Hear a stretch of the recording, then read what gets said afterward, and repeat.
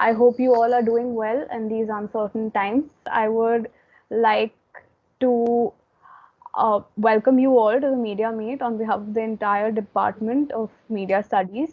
Today's workshop will be on study of video games. Unlike most other entertainment platforms, video games can connect people of all backgrounds and beliefs. When people engage in play of any kind, they are asked to take on all kinds of different perspectives. Video games have now started to provide the platform for this authentic and collaborative play that broadens perspectives and builds new communities by connecting people who may otherwise have never met. The workshop will also be hosted by Poornima Seetharaman.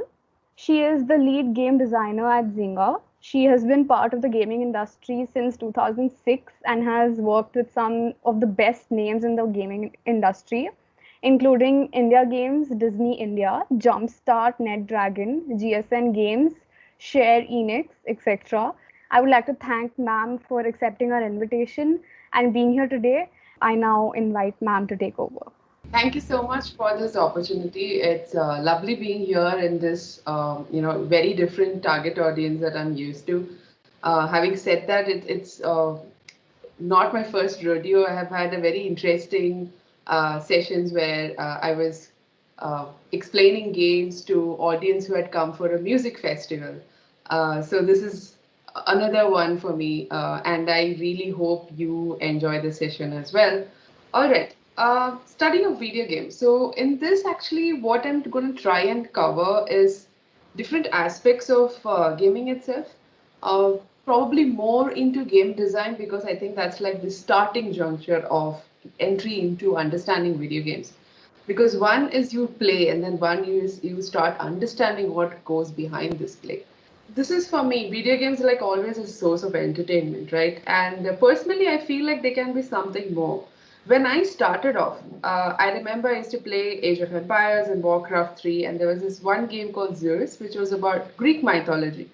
And while playing the game, I realized how much I ended up learning about Greek mythology itself. And in Age of Empires, you had these campaigns, you're talking about the Hun, Attila the Hun, and I started learning about that part of the history and about different empires, what kind of militia they had, and things like that started something that I started grabbing unconsciously, right? Like on probably on a subconscious level, I was grasping this information without even having to voluntarily participate. And that kind of it got me hooked into games. And while I was at NammaLore Entertainment, we were also thinking of how we can use games as a medium for a socio-cultural impact. Is that possible? Can they move you emotionally? Can they help you heal? Can they help you express your feelings, right? And yes, they can actually. So game experiences to me can be compared with dreams.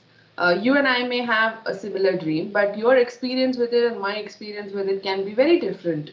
And for some group of people, it might be similar. I will take you guys through something called player personas, and that's probably what this actually touches upon. Let's talk about what is a game, right? I mean, that's what we are here for. And these are some of the textbook definitions, if I may call so, from different well-known books, Rules of Play and Half Real and Fundamentals of Game Design, right? So what is the common thing that you can see here is that it talks about rules. A set of rules is very important to a game. Uh, it can be complex set, it can be a very simplified set, it doesn't matter, but there is a rule set defined. It can be as simple as if you tap this, open something. It can be as simple as that, or it can be like a complete chain of events that you need to level up to unlock this particular level, and to level up, you need to kill XYZ enemies. It can be any of that, right? Like it can be a completely nested rule set, it can be a complicated rule set, and it can be a very simple rule set. And more we have games that are more about experiences. And when it comes to that, the importance of role reduces, but there still is a rule set that's there.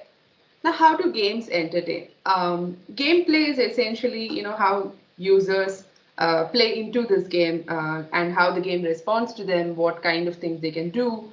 All right. So some of the other aspects that we can talk about is so we have gameplay. Then we have. I won't take you through the whole thing. But let's talk about novelty. What is the new thing that this is bringing?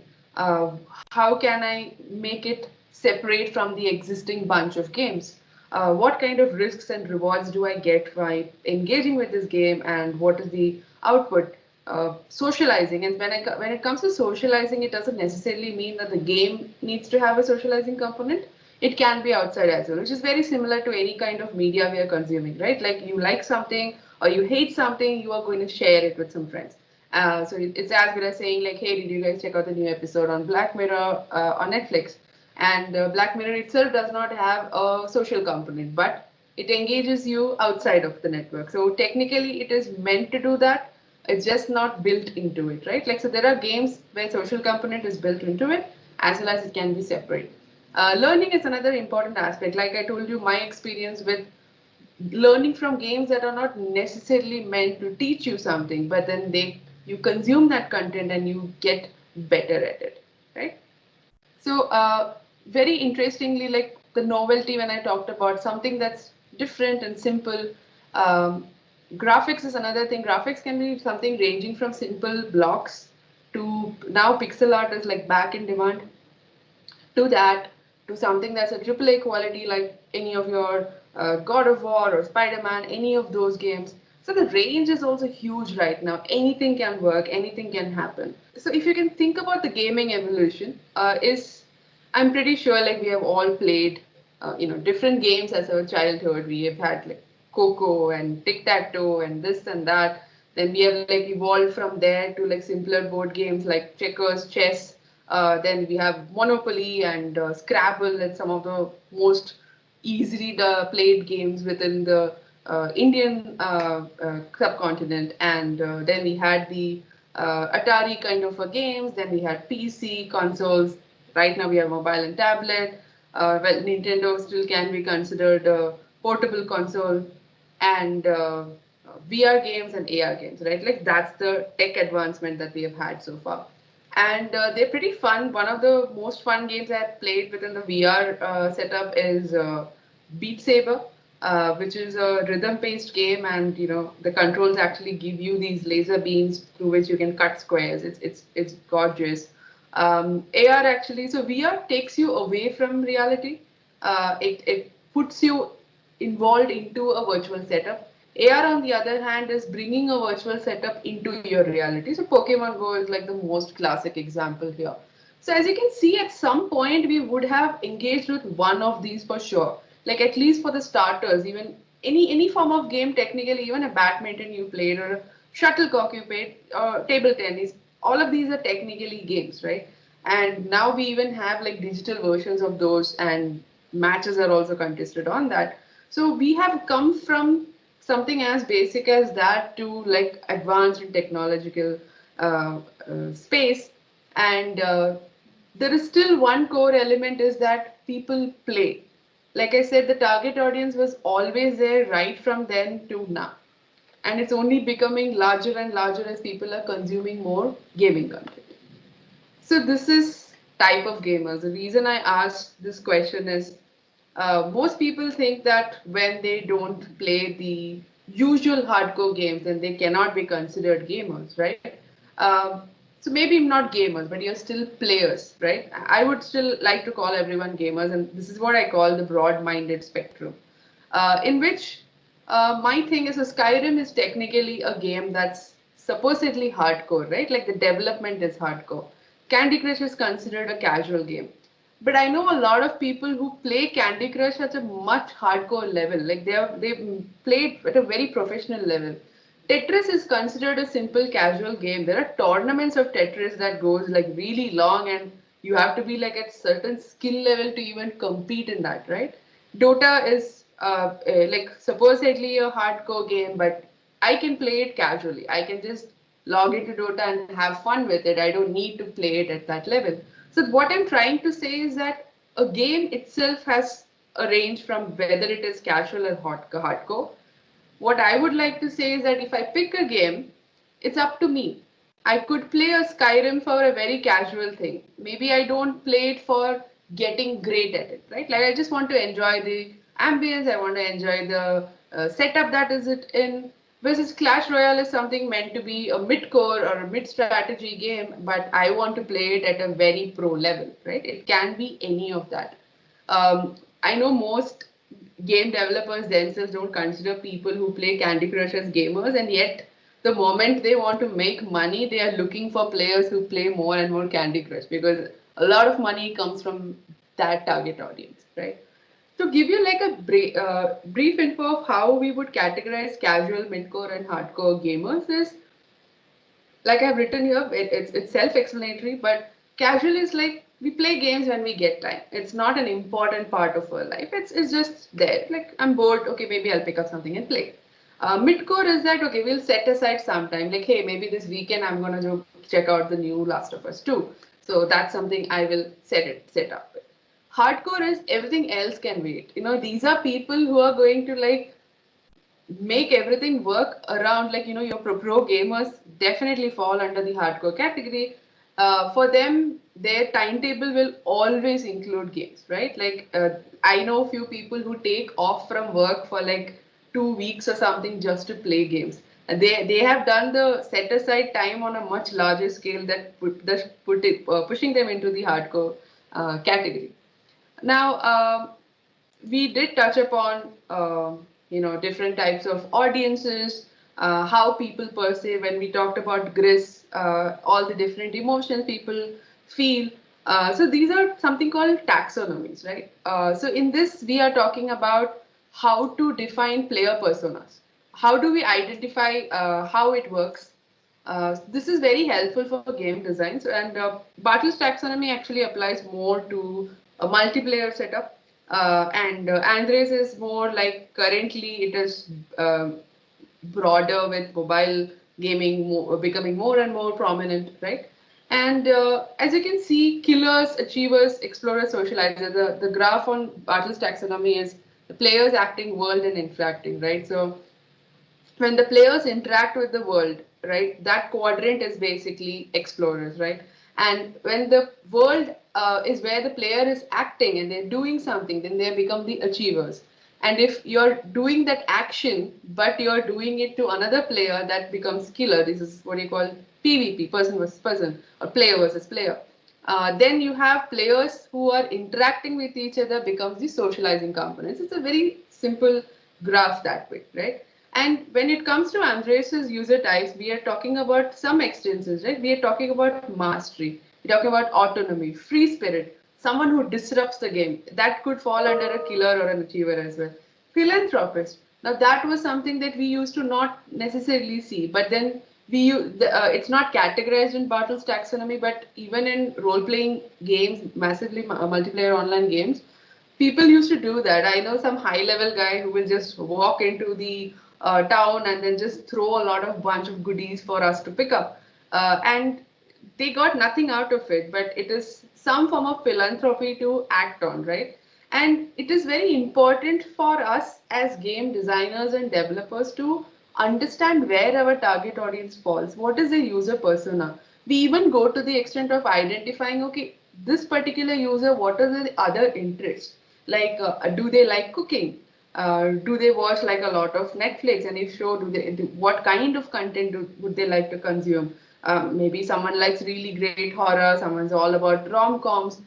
We want to identify that so that we can create those experiences that is more tailored for them, rather than just what we feel like. And especially when it comes to free to play games, which is what I'm currently working on. It is very important to be in sync with your target audience to like really understand what their pain points are, where do they get the gratification from, and how can we nail that experience for them, while of course also making money, right? So these are just the player tags, and now we have like a lot more of this classifications with different kind of player tags emerging as the tech gets advanced. So like when it comes to an AR or a VR setup, it'll be a different kind of player type. When it comes to hardcore, like full-on mobile variant, then it is a different player type, right? So these things are only evolving and getting better and better. We're going to talk about what is what. So, like, I'm a game designer, And I want to talk about how these two things are like aligned or even slightly different. A game is actually a participation being the center, and it is talking about a play, a rule set, a space, and goals. What are your objectives, etc. And together of that with participation forms your games, right?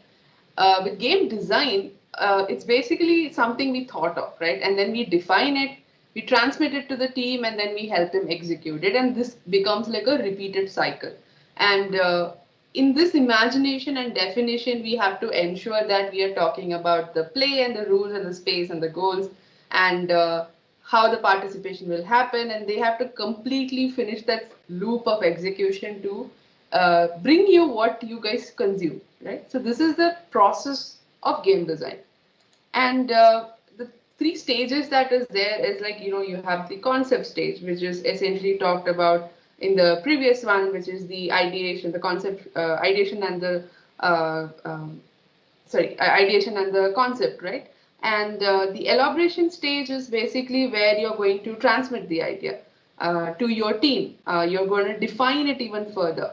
And the previous definition in the concept stage is like simple, and in elaboration stage, you're like completely putting together something we call the game design document, which is like the Bible for games. And so we talk about a lot of this story, art assets, what kind of sounds you need, all of that is defined in this. Game mechanics, I think I have a slide on that, but it's essentially nothing but a rule set, right? All that gets defined in here. The tuning stage is basically a lot of tweaking. We start freezing the feature set, we begin the polish. These are some of the areas of game design. Extends, if you extend this into game development, it still follows a similar structure, which is pre-production, production, and post-production. This is just to give you like a foray into how the game development stages happen. Now, key components of a video game, this could be like TMI, but I want to put out there is because you guys are more on the consumption side of things, so I also want you to start looking into how it is actually being prepared. If any of you get interested into game journalism or game reviews, understanding how it has been developed is also very key to be able to review it perfectly well. So then you can start looking into it from a player's perspective and what thought process would have gone behind the scenes as well, right? So all you will see is like a player, and this is your gameplay mode, and then there is a core mechanic, right? The player is inputting any control, and then that goes into this interaction model. It performs an action, it tells the mechanic to say what kind of action to perform and how that will challenge. And camera model is what you see, that's where the player's space is, right? The visuals are, and it outputs that to the player. So this is your gameplay area, this is your user interface. This is the key component of a video game. And interaction model essentially can be something like, it can be avatar based, which is like you have a character that you're playing with. It can be omnipresent, like you can have city skylines or any builder games or sim city where you're omnipresent and everything you are seeing, you have the control, you're building, right? And then there are even like quiz kind of an interaction where you are just consuming the content. There is no actual avatar or any of those. So those are some of your interaction models, right? And in camera models, almost all games have like a physical space for you to consume the content. And it can be first person, third person, side scrolling, can be aerial, any of those, and can even be context sensitive. So God of War used to have this really great quick time events right from the beginning, and now a lot more games have that, where your initial camera, while it is third person, at certain quick time events it changes, right? So these are context sensitive areas where you can do. So what are game mechanics? We touched upon it. Rules is something we keep talking about, and game mechanics when it comes to game design or game development in general is the core. It's the foundation, right? Like without it, nothing else is going to work. It's the building set. It is the cog, the entire system, rather than just the cog in the wheel. So we are going to like define the behavior, which will trigger the user input, how the user input will change with respect to the environment, and how will that affect the player. These are kind of things that we deal with mechanics. When we're talking about user experience, this is something called positive feedback loop. Now, in positive feedback loop, it's very simple to most things we do, even in daily life. What makes you want to like do it all over again, right? Like, and that's something we talk about in games. So you have an achievement. When I say achievement, doesn't necessarily mean like you've got an achievement in the game, but like a title, but more like what did you do? What did you accomplish in the game, right? Like you do something in the game that gives you rewards, and like rewards can be anything. Rewards can be something like it gives you coins that helps you level up. So maybe like you get bunch of gold that grants you the power to level up your sword. And because now your sword is like a better level, you can actually kill maybe higher level monsters. So that's you're feeding it back into the achievement part of things. So this is the basic positive feedback loop that we have in most games, right? If we are talking about game design, every game has a core loop. A core loop can be just two things also. Like a core loop can be something like if you play something like Coin Master, it will be like spin, get more money, attack, and then come back, spin, get more money, attack. Like you build your town, right? It can be as simple as that. Something that is called retention in games. We're talking about why do players stay in the game? What makes them like I talked about addiction and compulsion, right? So here, these are the four things that, like, kind of like one of my other lead designers we had presented together, and these are the four things we identify for a very quick way to let people know what makes them retain. So there's fun, there's growth, there's mastery, and shared experiences, and they go hand in hand. And what we use is also psychological tactics. A lot of designers actually have psychology as their academic study. And even if they don't, we actually read up a lot more on psychology because there are some aspects of psychology that affects the player behavior, and we want to be able to captivate it, right? The core loop is talking about fun. I explain what core loop is.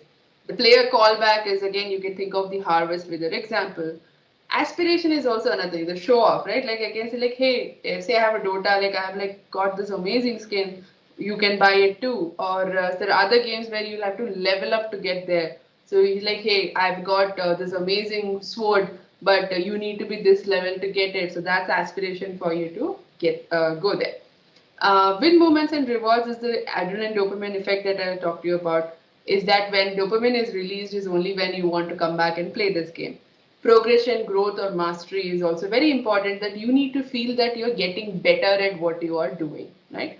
Early economy is this is more for free to play game than the premium games that we have, but it's creating the habit. If I take away the economy aspect of it, it is still holds true, which is creating the habit. Shared experiences we have talked about enough. Okay, moving to this is one of the interesting thing mechanics with meaning. I really like this where a game's mechanic and the narrative will be different for different people. We briefly talked about dreams, how that can affect different people, and the conscious choices that we make may not register for us at the time of play. Like it will be like a quick fraction of a second thing that you might do, or you will be so involved in it that you will not realize what's happening around you, right? And the choices need not always be option one, option two. It need not be that, and it need not be force fed. You can let people choose, let the players choose, and let them proceed with how they want to tell the story. Like, let them imagine, even though you're putting them in a setup where everything is given to them, right? We are talking about choices that matter. Like, there are a lot of narrative games at some point is very linear, and now we are bifurcating with the advancement of tech, which has helped us where we can create all these non-linear game narratives that every choice that you make actually makes a significant difference. The attachment, which is what we talked about with Ori as well. The moral conundrum, like if you have to kill someone in the game for like you are like a assassin or a spy, and then someone's asking you to kill someone just to make sure that your disguise is safe, would you do it? It's a moral conundrum that you might face, and if you have to pick someone between two people, then how would you do it? How does a mechanic affect the game's narrative? Now, storytelling in games. This is where it's different from literature. So, in literature, the creator has all the power over the story. Technically, even game designers, we have the power over the story, but only to certain elements. we still want the user to be in control of the story. The interpretation is more experience driven rather than just imagination. I'm just going to quickly touch upon few of the subcategories that comes out of game development. One of which is gamification. Now even LinkedIn uses some sort of gamification, like you complete entire profiles and you get like your star badge or something that you've completed your profile. And we also like nowadays it's used a lot more in helping employees get better at their skill set. So they have like goals that they have to complete. They earn these points by doing certain activities, and at some point there's like a leaderboard, and then someone wins. So elements, the positive feedback loop that we have in what I mentioned earlier in games is something that gamification uses, minus the necessary interactivity or the space. The space is not a game anymore. It's more like your regular activity or something else. The other main area that you most of you would know about is the entertainment sector. We know Byju's is doing a lot on that. Besides that, also games as such are looking into how can you teach maybe like programming, how can you teach to draw. All these things are happening even in the game setup, right? Esports and streaming is one of the things that are picking up a lot, even in India. I mean, it has been doing well abroad for a while now, but in India, it's doing well where people understand the importance of consumption in a different way, that you can get better at it, you can stream your videos of how you play. How you play need not necessarily always be pretty good at it. It's about how you do the commentary, right? Like how well do you keep your audience engaged? Is it good enough? And if not, what do you fix it? You get feedback, so you actually improve on doing these streamings a lot better, get better gears.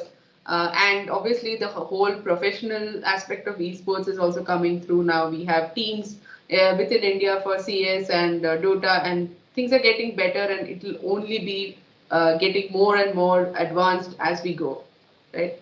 Um, then we come to video game journalism as well. So streaming can also be involved in this, but there are two aspects of game journalism. Is about you talking about an upcoming game. What are you looking forward to it? Then you also do game reviews of how why it works, why it doesn't, breaking down a game, deconstructing a game. All this can be covered in game journalism. A lot of designers also do it. So it's now become more like a broader spectrum, I would say. But usually journalists are when the companies contact them about like, oh, we have a new game that's coming up, why don't you guys check it out, and then put together a review or a note about it, or just announce that this is coming, and get people riled up for it. It is very similar to regular journalism, and video game actually uses it a lot. We have E3s where different games are even being presented completely, like people look forward to it, and covering that as well, right? Quickly, I want to just touch upon emotions in games as well. Like we did talk about it a lot with Ori and Gris and Celeste. The essentially this is basically for trust games, but like there is an emotion trigger that allows you to do a decision. This is very much like how life happens, and that decision gives you an emotional experience, and that becomes your like a reputation update. So if I cheat someone, that becomes my reputation update because I made that choice because I had that emotion trigger at that particular point. But again, some other scenario, I may not necessarily always make the same decision, or maybe I could. If you take away the reputation update, which is the trust games, so you don't need to, like, if you take it away and just from emotional experience, you just make it as an action that happens within the game, and then you can continue doing this loop that creates that kind of emotions within the game. With that, slides come to a conclusion. Thank you so much, ma'am, for doing this with us. It was a great learning experience for us, and thank you for being extremely patient. I'm sure we all know a lot more than we did about video games than we did yesterday. Stay tuned, thank you, and have a great evening.